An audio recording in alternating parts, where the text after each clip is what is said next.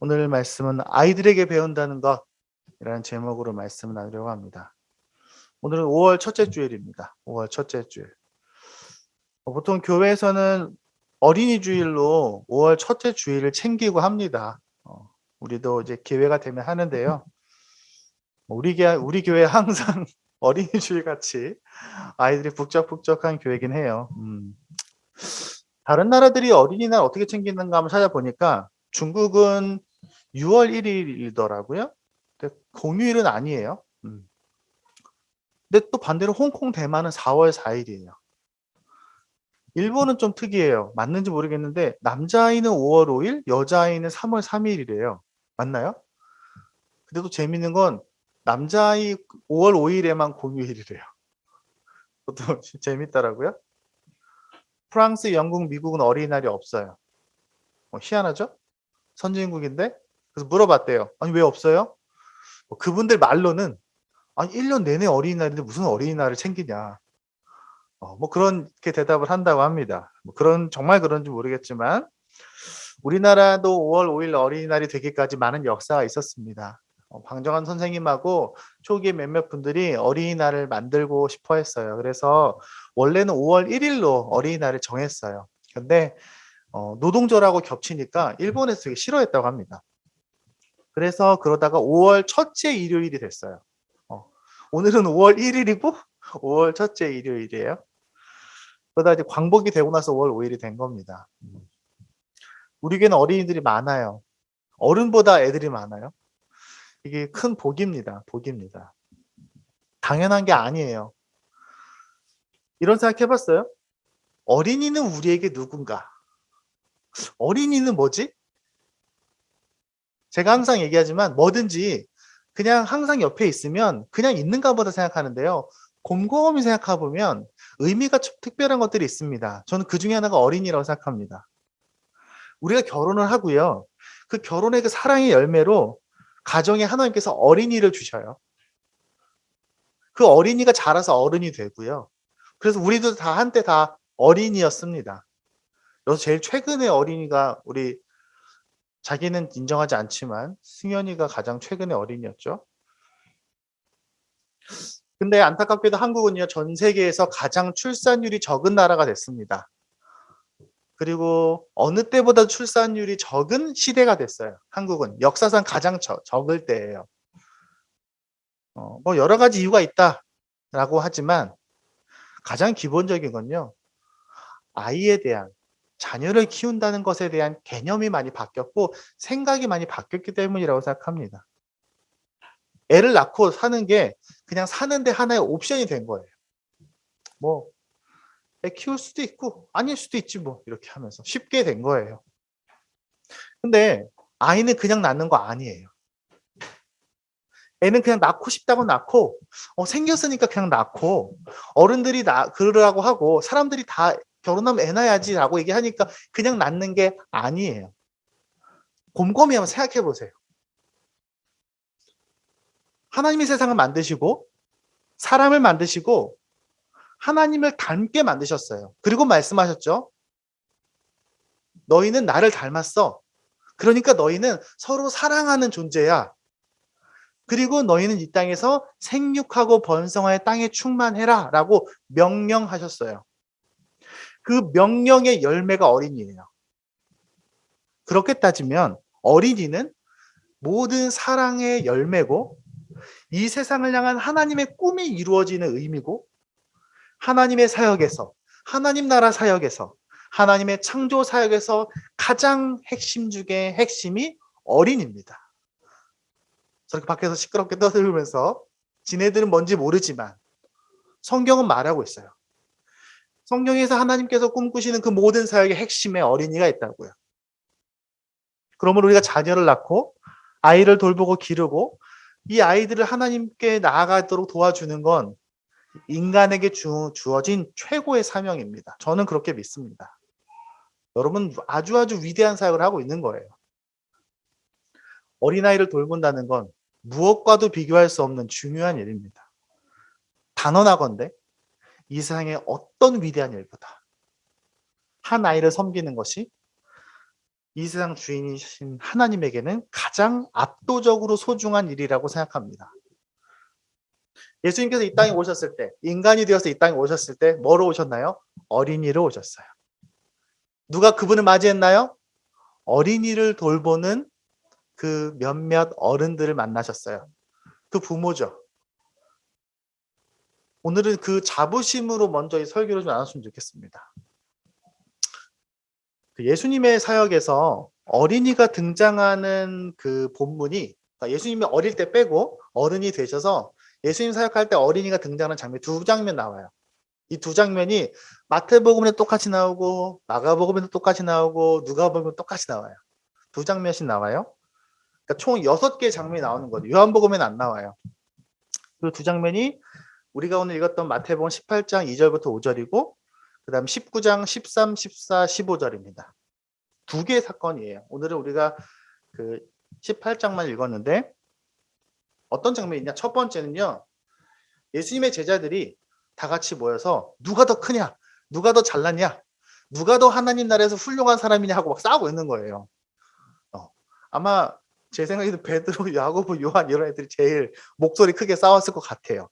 그러니까 예수님께서 무슨 소리냐고 그러면서 지나가는 어린아이 한 명을 불러다 세우십니다. 얘가 너네보다 훨씬 커. 얘한테 좀 배워. 그러면서 혼내십니다. 두 번째 장면 이겁니다. 예수님이 이렇게 있으니까 동네 애들이 야 예수님이 왔다 하면서 왔겠죠.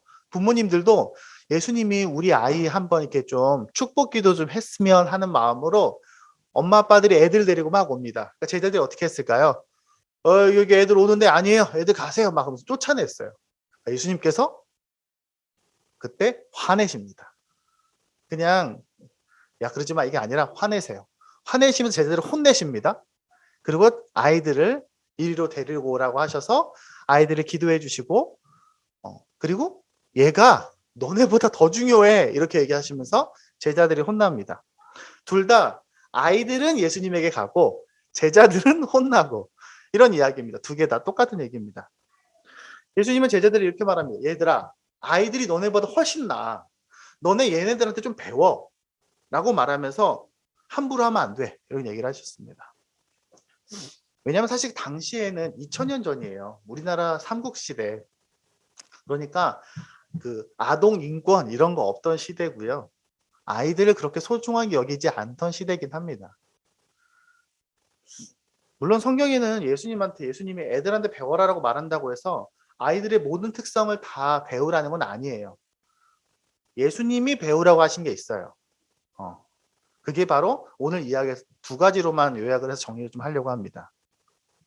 그 첫 번째가 자기를 낮추는 모습입니다. 우리 18장 4절 우리 다 같이 한번 읽어보겠습니다. 시작. 그러므로 누구든지 이 어린아이와 같이 자기를 낮추는 사람이 천국에서 큰 자니라. 예수님이 말씀하신 길을 아이들은 자기를 낮춘다는 거예요. 아이들은 겸손하다 이 말입니다. 근데 이 말이 조금 어색해 보입니다. 그런 생각 해보셨습니까? 자기를 낮춘다는 건 내가 원래 높다는 거잖아요. 그러니까 언뜻 들으면 나는 높은데 나는 훌륭하지만 그래도 좀 겸손하게 자기를 좀 낮춘다 라고 말하는 것처럼 들립니다.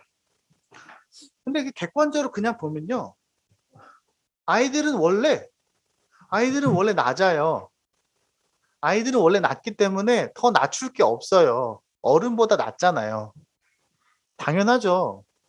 애들이 어느 날 갑자기 일어나서 승현이나 유아가 아니 더 어린 애들이 산이나 우연이가 와서 어머니 저희 집부터 내일부터 돈을 벌어 오겠습니다. 나가서 막 일을 해서 돈을 벌고 옛날에는 막 그랬어요.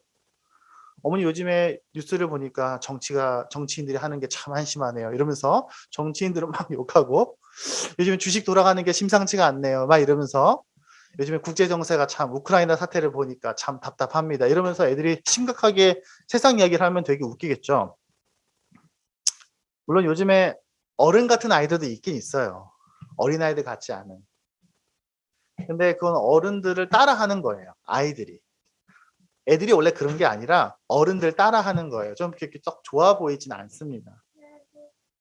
그러니까 아이들이 자기를 낮춘다라는 이 말씀이 어른들 입장에서 얘기하는 건 아니라는 거예요.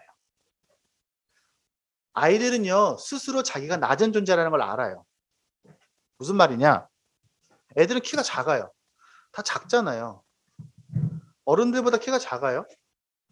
아이들의 눈으로 보면 우리가 얼마나 크겠습니까? 네.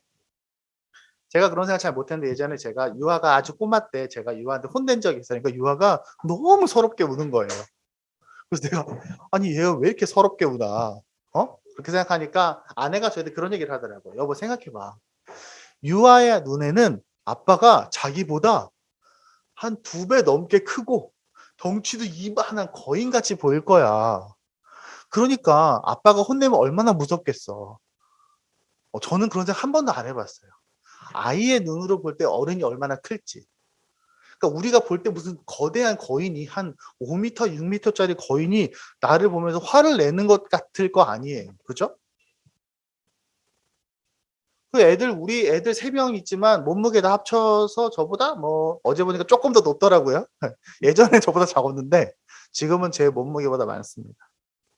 애들은 힘도 약해요. 아무리 산이가 자기 컸다고 아빠 옆에서 막 힘 자랑해도 저랑 힘쓰면 제가 살살 해야 돼요. 제가 막 힘껏 하면 아파서 울겠죠. 아이들은 또 자라야 돼요. 다시 말하면 아이들은 스스로 내가 아이라는 걸 알아요.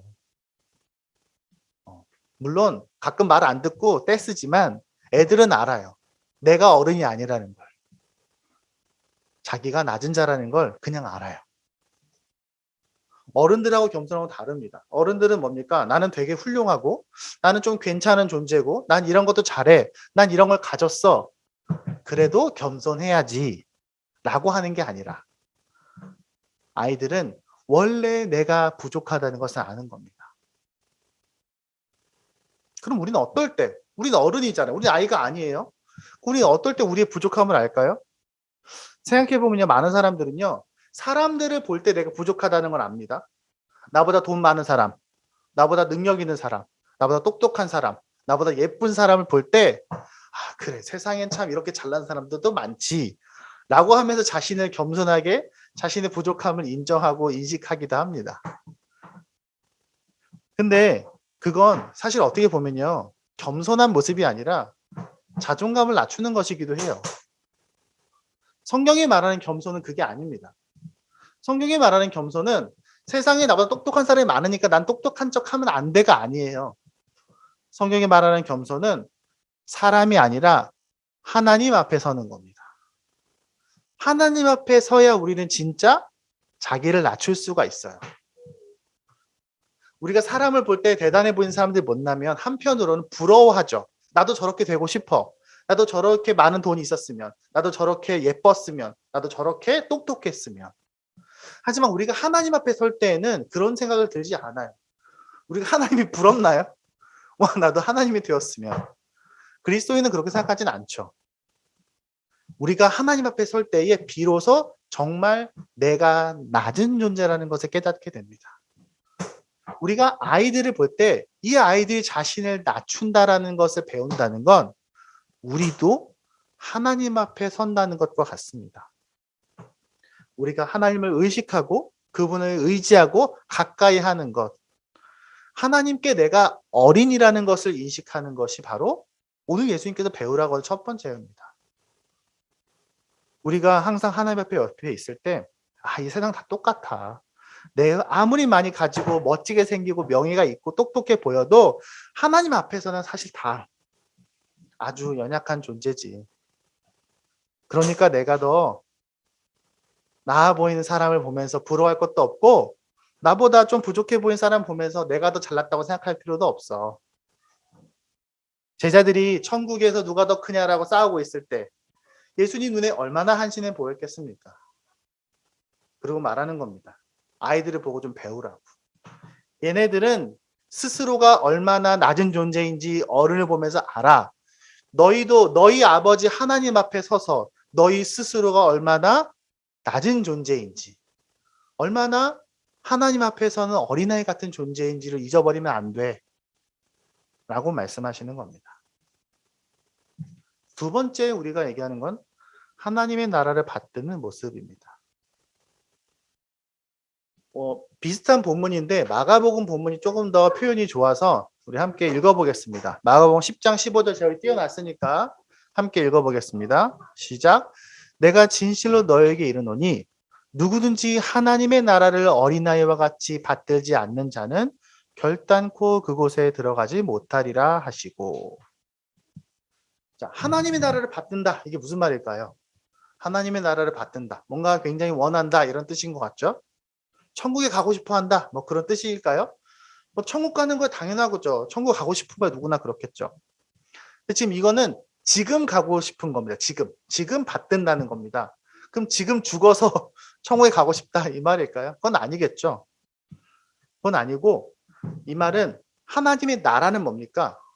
제가 항상 설교 때 그 얘기합니다. 하나님의 나라는 어떤 우리가 죽어서 가는 어떤 그런 새로운 뭔가 화려한 것이 아니라 하나님의 통치를 말합니다. 하나님의 다스리심을 말하고요. 하나님께서 이 세상의 주권자이고 나의 주인이란 사실을 인정하는 것. 다시 말하면 하나님의 나라를 받든다라는 말은 하나님의 주인 되심을 인정하고 그분 안으로 들어간다. 그분 밑으로 들어간다. 이런 뜻입니다. 오늘 본문에서 예수님께서는 한 아이를 부르십니다. 그리고 그 아이를 예수님이 제자들 앞에 세우십니다. 얘들아, 이 아이를 좀 봐. 예수님이 세우신 그 자리에 조용히 와서 서 있는 것. 그게 바로 하나님의 나라를 받드는 겁니다. 예수님의 그 손길에 순종하는 것 말인 거죠. 그러므로 정리하면 하나님의 나라를 받는다는 말은 하나님이 내 주인이라는 사실을 인정하고 그분께 순종한다는 말입니다. 우리 아이들이 어른이 부모님께 우리 아이들 순종하는 것처럼. 이 본문의 위치가 되게 중요해요. 세계복음서다 이 본문이 어디랑 붙어 있냐면 어린아이와 천국에 대한 얘기를 할 때에 부자와 천국에 대한 이야기와 붙어 있어요. 무슨 뜻일까요? 세 개 다 이겁니다. 돈과 이익을 삶의 목표의 기준으로 삼는 그것을 가지고 고민하고 계산하고 따지는 어른들의 모습과 별로 그런 거 상관없이 그냥 예수님 옆에서 놀고 있는 어린아이의 모습을 극명하게 대조하고 있는 겁니다. 너희는 이거 생각하면서 항상 내 앞으로 오니 안 오니 고민하고 따질 기간에 이 아이들은 항상 내 옆에 있어. 그러니 너희 이 아이들에게 배워 내 옆에 오는 거 금하지 마라고 말씀하시는 겁니다. 하나님의 나라에 대한 우리의 바른 태도를 알려주시는 겁니다. 하나님은 이것저것 계산하고 적당히 거리 유지하는 그런 사람이 아니라 우리 아이들처럼 하나님 앞에 아무 생각 없이 나아가는 것. 요즘에 우리 아이들이 항상 엄마랑 씨름하는 게 있어요. 오늘은 엄마 옆에서 자고 싶어요. 뭐 언제 우리 엄마랑 같이 잘 수 있나요? 맨날 산이랑 수랑 뭐 서로 막 네가 언제 잤니? 내일 내가 잘 거니? 하고 싸워요. 수는 초등학교 2학년이고 산이는 5학년인데 아직도 열심히 싸워요. 그러면 오늘은 내가 아빠랑 잘 거야 이러면서. 그게 어른들은 절대로 그렇게 하지 않는 아이들의 특별한 능력인 겁니다. 그 마음가짐은. 어른이 되어서 잃어버린 마음가짐인 거죠. 그러므로 우리 아이들이 요즘의 아이들이 보면 요즘 애들도 돈 밝히던데요? 요즘의 아이들도 명예를 밝히던데요? 그거는 부모 따라하는 거고요. 어른들 따라하는 거고.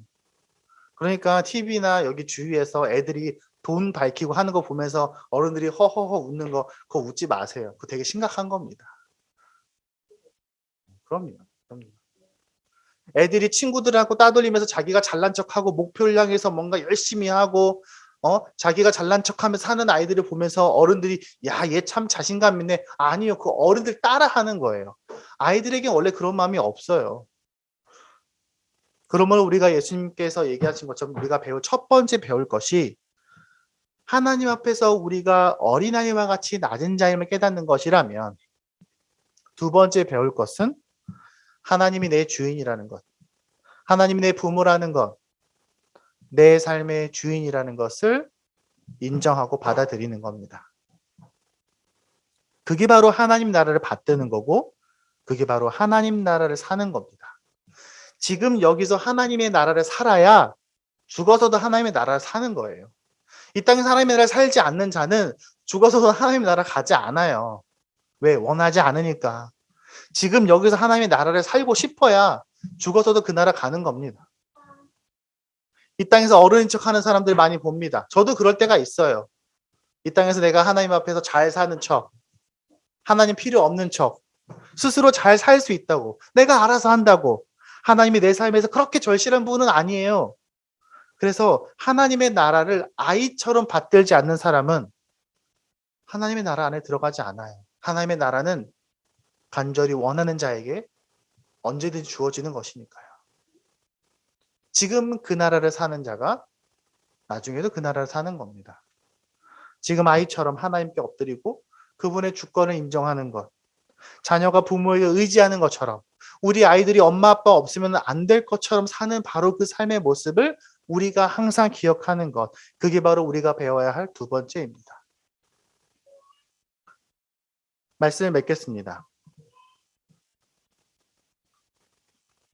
얼마 전에 이런 영상을 봤어요.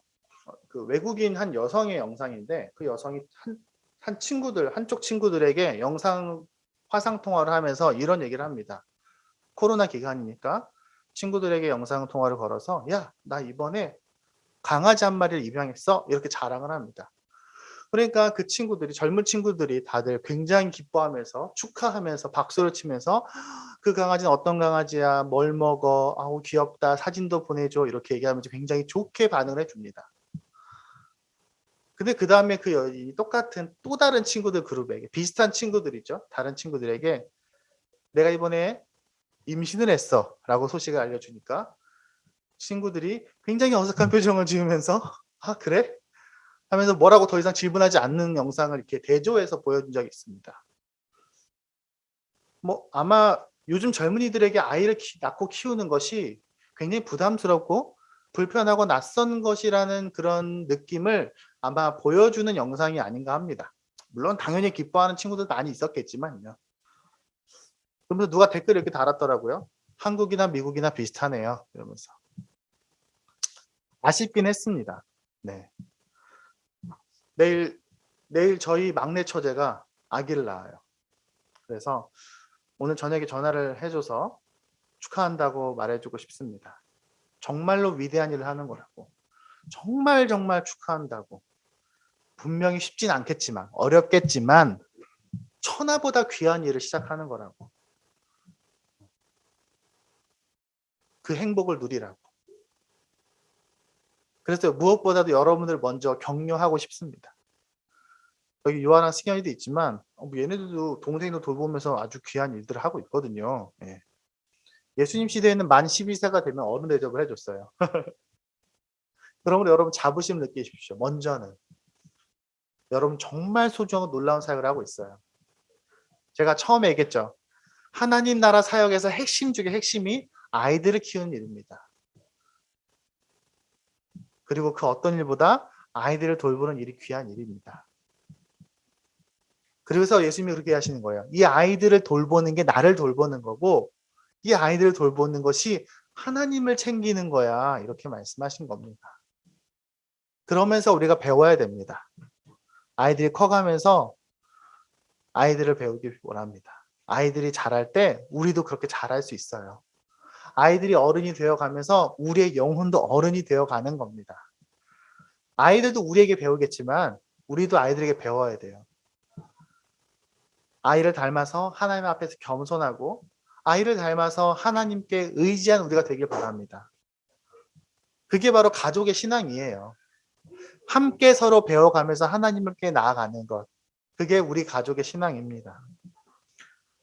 우리 교회는 아이들이 많습니다. 뭘 해도 아이들에게 맞춰줘야 돼요. 그렇죠? 근데 앞으로 우리 교회는 계속 이럴 겁니다. 원래 교회가 그런 거예요. 원래 교회는 모든 걸 다 아이들에게 맞추는 게 맞는 거예요. 그게 교회의 원래 사명입니다. 그게 성경적인 거예요. 애들한테 다 맞춰주는 것. 그래서 어른들이 조금 불편한 것. 그게 바로 원래 교회의 모습이에요. 뭘 하더라도 매주가 어린이 주일 같은 교회가 되었으면 좋겠어요. 그렇게 이 아이들이 다 커버리고 나면 오늘날이 부러울 거라고 저는 생각합니다. 그래서 행복한 교회에 우리 아이들이 계속 있었으면 좋겠어요. 또 새로운 아이들이 오고 또 새로운 아이들이 와서 그 아이들에게 맞춰주는 우리 행복한 교회가 됐으면 좋겠어요. 그래야 우리가 건강한 교회가 될 수 있습니다. 네, 기도하겠습니다. 2000년 전 내가 잘났다고, 나는 어른이라고, 그래서 내가 하나님과 더 가깝다고 착각하는 제자들에게 예수님은 아이를 세우시고 나서 이 아이가 너희보다 하나님께 가까워. 이 아이가 너희보다 하나님을 더 잘 예배해. 너희는 이 아이에게 보고 배워. 이 아이가 천국에서 가장 앞자리에 있을 거야. 5월의 첫 주일, 아이들을 키우며 피곤하고 지치고 그 수고스러움에 언제나 많은 일들이 있는 우리 행복한 교회 우리 지체들을, 그 엄마와 아빠들 축복합니다. 부모로서 이 아이들을 사랑하는 것이 얼마나 소중한 일인지 다시 한번 기억합니다. 하지만 이 아이를 사랑하면서 이 아이들에게 배우는 것도 게을리지 않기 원합니다. 이 아이들이 부모를 의존하는 걸 보면서 이 아이들을 사랑하면서 하나님의 마음을 깨달아 가기 원합니다.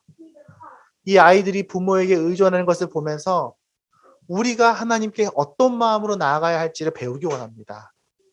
그렇게 함께 배워가는, 함께 길러가는, 함께 살아가는 각 가정 되게 하시고, 또 그렇게 한 마음으로 함께하는 행복한 교회라는 주님의 가족이 되게 하여 주시옵소서. 바라기는 우리 아이들이 그렇게 자기의 하나님을 만나기 원합니다. 내 아버지 하나님을 만나기 원합니다. 그리고 또한 이 아이들이 또 다른 아이들을 사랑해주고 하나님을 소개해주는 그 날들이 이어지기 원합니다. 그날을 꿈꾸고 소망하며 결코 포기하지 않는 우리 행복한 교회가 될 수 있도록 도와주시옵소서. 감사합니다. 예수님 이름으로 기도했습니다. 아멘.